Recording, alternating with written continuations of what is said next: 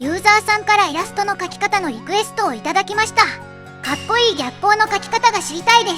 ペンライトがたくさん光ってる背景を描きたいです。困ってます。ということで今回はかっこいい逆光と背景の描き方をメディバンペイントを使ってご紹介していきます。一体どんな絵ができるのか最初にお伝えすると、この普通のイラストを光あふれるかっこいいライブステージに大変身させます。意外と簡単にできるのでぜひ真似してみてください。まずは背景の描き方を解説します。イラストの下に新規レイヤーを追加。グラデーションツールを選択。青を選びます。色相間のこの辺りを選ぶといいかも。前景色と背景色を入れ替えて先ほどの青より濃い青を選びます。キャンバスの上から下に向かって線を引くようにするとグラデーションが完成します。これで背景の土台の出来上がりです。次にペンライトを描いていきます。先ほど作ったグラデーションの上に新規レイヤーを追加。レイヤーブレンドは加算発光。ブラシは発光カラフル2を使います。無料で使えるクラウドブラシです。ブラシの編集ボタンを押し、ランダム回転を15くらいに変更して保存します。この変更をしておくとブラシの角度がいい感じにランダムに傾いてくれます。キャンバスの左から右へ向かってバーッと描きます。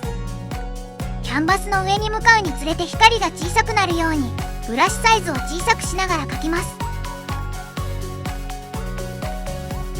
キャンバスの中間くらいまで描き終わったらレイヤーを複製します。複製したら下の方のレイヤーを選択してフィルターからガウスぼかしを選んでぼかします。光が幻想的になりました。次に先ほど複製した元のレイヤーを選びます。レイヤーの透明度を保護するにチェックをしておきます。グラデーションツールを選択。前景色と背景色に明るい青と水色を選びます。上から下に向かって線を引きグラデーションをかけます。これをすることで青い背景にペンライトの色がなじみました。これでペンライトの完成です。次にキャンバスの上部に光を描いていきます。新規レイヤーを追加。レイヤーブレンドは加算発光。ブラシは発光カラフル1を使います。これも無料で使えるクラウドブラシです。キャンバスの中間をさっと塗ります。次に光にブラシを使います。これも無料で使えるクラウドブラシです。白に近い水色を選びます。キャンバスの上の方をさっと塗ります。まるで2階客席や3階客席のペンライトのような光が完成しました。次はスポットライトを描きます。新規レイヤーを追加。レイヤーブレンドはオーバーレイ。ブラシはエアブラシを使います。ブラシの濃さは 30% くらいがおすすめです。色は先ほど選んだ水色をそのまま使えます。キャンバスの上端の方からシャッと線を引きます。ブラシサイズを変えてもう一回シャッと線を引きます。ブラシサイズを大きくしてこの辺りにほわっと光を入れます。すごくいい感じになってきましたね。さらにもう一回スポットライトを描きます。新規レイヤーを追加。レイヤーブレンドはオーバーレイ。先ほど描いたスポットライトとは逆の方向からシャッと2本ほど線を引きます。輝かしいライブ会場になってきました。最後にステージを描きます。新規レイヤーを追加。ブラシはペンを使います。色はそのままで大丈夫です。ブラシサイズを大きくしてキャンバス家具にざっと描きます。少し斜めに描くと角度がついていい感じになります。これで背景の完成です。ちょっとキャラクターを表示してみましょう。なんだかいい感じですね。次は背景のライブステージに合うようにキャラクターに光と影を入れていきます。どんな感じに完成するのかワクワクしてきましたね。それではかっこいい逆光を入れる方法を解説します。キャラクターイラストのレイヤーの上に新規レイヤーを追加。レイヤーブレンドは超残。レイヤーの不透明度を 40% くらいにします。クリッピングを押します。塗りつぶしツールを選択。薄い青を選びます。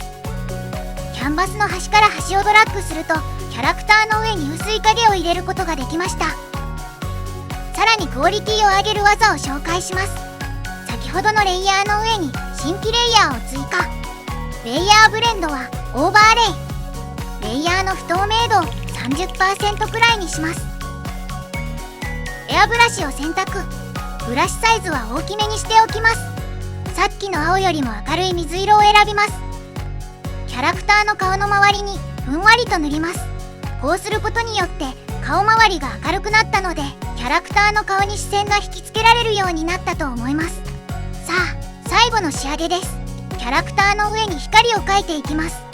先ほどのレイヤーの上に新規レイヤーを追加。レイヤーブレンドは加算発光。レイヤーの不透明度を 80% くらいにします。ブラシは鉛筆を使います。薄い水色を選びます。キャラクターのどちらか片側から光が当たっていると思いながら描いてみましょう。今回は左後ろから光が当たっていることにしました。頭の左側に大きく大胆に光を入れてみます。次に髪の毛の細い線を表現するように細かく線を入れてみましょう。頬や鼻の上にちょんちょんと光を入れるとそれっぽくなりますね。